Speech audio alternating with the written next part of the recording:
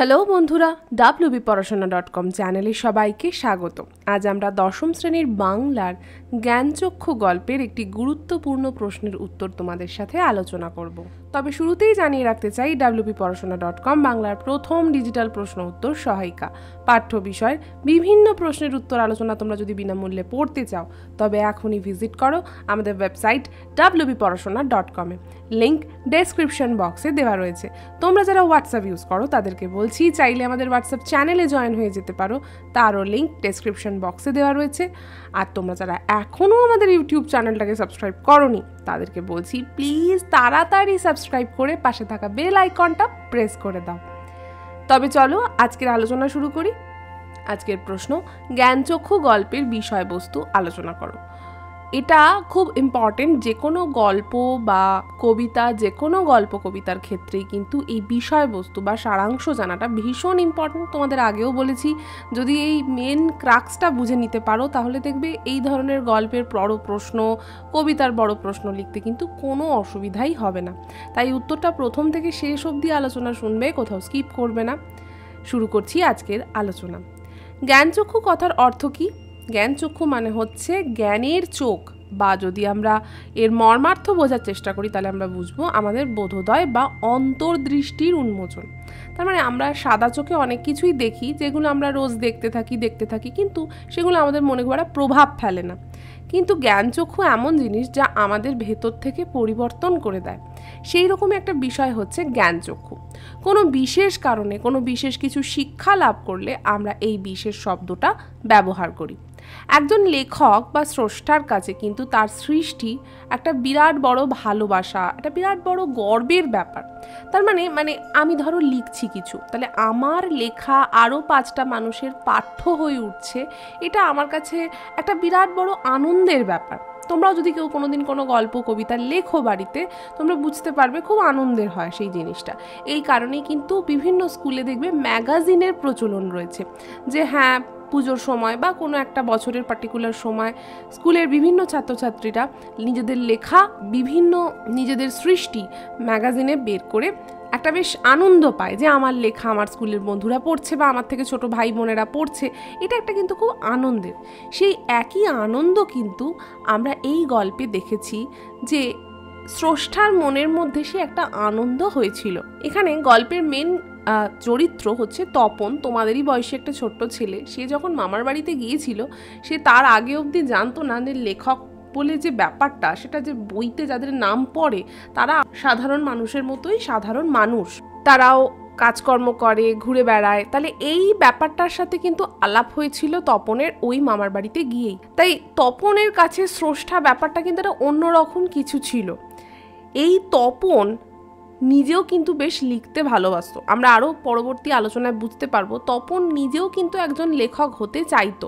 তো সেখানে তোমরা গল্পটা ভালো করে পড়ে নেবে, সেখানেও আমরা দেখেছি যে তপনের মনের মধ্যে কিন্তু এই নিজের লেখা বইতে দেখবো, ম্যাগাজিনে বের হতে দেখবো, এটা কিন্তু একটা স্বপ্ন ছিলই।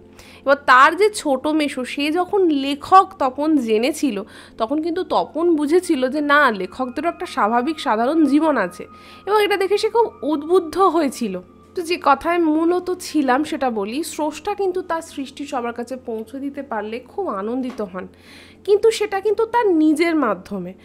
যে আমি প্রচুর ফেমাস হব বলে আমি অন্য কাউকে দিয়ে লিখিয়ে নিলাম, আমার থেকে বয়সে বড় বা যিনি আরও ভালো লেখেন তাকে দিয়ে করিয়ে নিলাম, নিয়ে সেটা ম্যাগাজিনে বের করলাম, এতে কিন্তু আনন্দ থাকে না। তাই স্রষ্টা তখনই খুশি হন যখন সেটাতে তার নিজের সৃষ্টি মিশে থাকে। আলোচনার বাকি অংশটা তো অবশ্যই বুঝবো, তার আগে তোমাদের সাথে একটা অন্য বিষয় শেয়ার করতে চাই। সেটা হচ্ছে মাধ্যমিক চ্যাপ্টার টেস্ট ইবুক সিরিজ। পরীক্ষা সামনে দ্রুত এগিয়ে আসছে, তাই তোমাদেরকে প্রস্তুতি নিতে হবে খুব নিখুঁতভাবে। তা তোমরা কি করবে, তোমাদের একটা টিপস দিই, তোমরা প্রতিটা সাবজেক্টের প্রতিটা অধ্যায় ভালো করে পড়ে তার ওপর পরীক্ষা দাও। তাহলে তোমরা বুঝতে পারবে তোমরা কে কতটা প্রিপেয়ার হয়েছো কোন চ্যাপ্টারের ওপর। দুর্বলতা থাকলে সেটাও তোমরা দেখতে পাবে।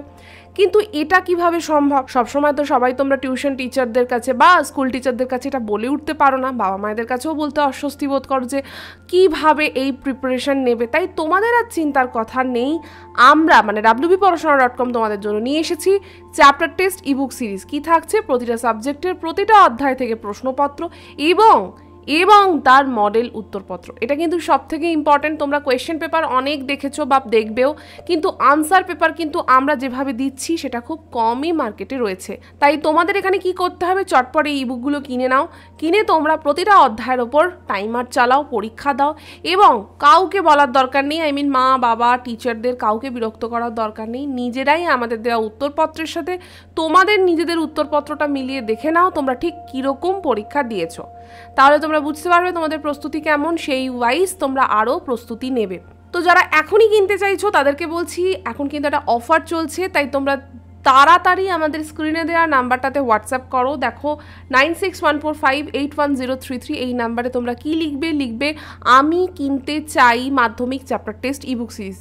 যে সাবজেক্টটা কিনতে চাইছো তাই সেই সাবজেক্টের নাম লেখো, অথবা চাইলে তোমরা সবকটি সাবজেক্ট কিনতে পারো।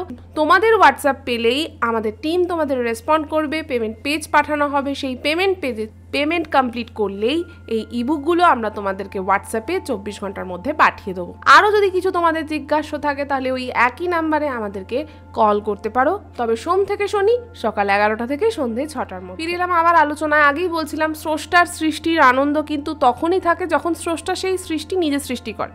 এবার এটা একটু গন্ডগোলের লাগছে, কীরকম হচ্ছে সৃষ্টি স্রষ্টা কী সব বলছেন ম্যাম। আসলে তপন যখন ছোট মেশোরকে দেখলো, আমি আগেই বলেছি, দেখে খুব অবাক হয়েছিল যে বাবা ছোট মেশো একটা সাধারণ মানুষ আর 5 জনের মতো, বেশ তার মধ্যেও বেশ তাকে দেখে একটা লেখক সত্তা তার মধ্যে জাগরিত হয়। এবার তপনের বেশ লিখতে ভালোও লাগতো, সে কি করে একটা গল্প লেখে এবং সেই গল্প তপন ছোট মেশোকে দেখায়। এবার ছোট মেশো তার ছোট মাসিকেই দেখায়, সেই মাসির সুবাদে সেটা পৌঁছে যায় মেশোর কাছে। এবার কোথাও গিয়ে মেশো মনে করেছিলেন যে এই গল্প তো সত্যি বলতে কি বাচ্চার লেখা, একদমই কাঁচা হাতের লেখা এবং ছাপার অযোগ্য। তিনি যদি তাকে বলে দিতেন তাহলে হয়তো তখন হয়তো দুঃখ পেত না, কিন্তু তিনি কি করেন, তার এই গল্পটাকে আগাগোড়া কারেকশন চেঞ্জ করে দিয়ে তার গল্পটাকে সম্পূর্ণ ওই ছোট মেশোর ভাবনা দিয়ে বদলে দিয়ে তিনি সেটা ছাপিয়ে দেন একটা নামি দামি পত্রিকায়। এখন তপন যখন নিজেই নিজের লেখা আনন্দের চোটে পড়তে শুরু করে, নিজের নাম দেখে, বাহ তার নাম লেখা রয়েছে, এবং সে বাড়ির সকলকে শোনাতে যায়, তখন সে বুঝতে পারে এই গল্প সে লেখেনি। তাহলে এই গল্পর রচয়িতা কিন্তু নাম তপনের হলেও আসলে কিন্তু তপন এই গল্পের রচয়িতা নয়। এবং সেইখানে তপনের ভীষণ দুঃখ হয় যে আমার সৃষ্টিকে ছোট মেশো বলতেই পারতেন যে আমি ভালো লিখিনি, তাহলে আমি আবার চেষ্টা করতাম, কিন্তু এ যেন তপনের কাছে একটা বিরাট বড় ধাক্কা। এইখান থেকে কিন্তু তপনের বোধিলাভ হয় বা জ্ঞান চক্ষু উন্মোচন হয়, বোধিলাভ অনেক বড় শব্দ, জ্ঞান চক্ষু যেন উন্মোচিত হয়। তপন বুঝতে পারে সে যাই করুক এরপর থেকে সে নিজে গিয়ে সেই কাজটা করবে, সে কারোর ওপর নির্ভরশীল হবে না। সে যখন বড় হবে, সে যখন আরও ভালো করে লিখবে, তখন সে নিজেই যাবে পত্রিকায় জমা দিতে, যাতে এই ধরনের ঘটনা আর না ঘটে।